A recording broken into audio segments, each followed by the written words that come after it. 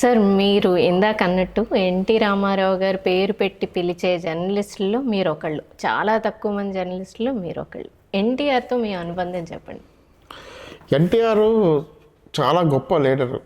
నేను ఒకటి అడిగాను ఎన్టీఆర్ గారిని, సార్ ఇప్పుడు మీరు అందరూ కూడా దేవుళ్ళు అందరూ కూడా కుడి చేత్తో ఆశీర్వదిస్తారు కదా, మీరేమో ఎడం చేత్తో ఆశీర్వదిస్తారు, అసలు ఏంటని ఆయన ఒక నవ్వు నవ్వి చెప్పేమంటారా అన్నాడు.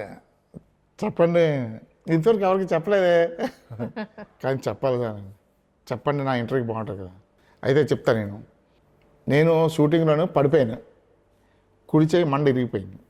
మండ ఇరిగిపోతే పుత్తూరు కట్టేశారు, అయినా సెట్ అవ్వలేదు, 2 సార్లు ఇరిగిపోయింది అని టేబుల్ మీద పేపర్ వెయిట్ ఉంటే ఇలా చూసా, నేను పట్టుకోలేను, నేను దీన్ని పట్టుకోలేను, పట్టుండదు ఈ చేయికి అని అలా చెప్పేది, పట్టుండదు. అప్పుడు ఏం చేద్దామా అని ఇచ్చి ఎడం చేత్తట ఆశీర్వాదం పెట్టాను. అదే అందరికీ అలవాటు అయిపోయింది, అంతేగాని ఎడం చేత్తో పెట్టాలి పెట్టకూడదు అనేది అక్కడ డిస్కషన్ రాలేదు.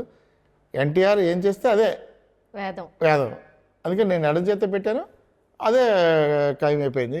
అంతే, దాని వెనకాల రహస్యం. కానీ వేరే పురాణాలలో ఎక్కడ కుడి చేత్తో పెట్టకూడదు, ఎడం చేత్తో పెట్టాలని ఎక్కడ లేదు అని ఎన్టీఆర్ ఫస్ట్ టైం అది రివీల్ చేశారు.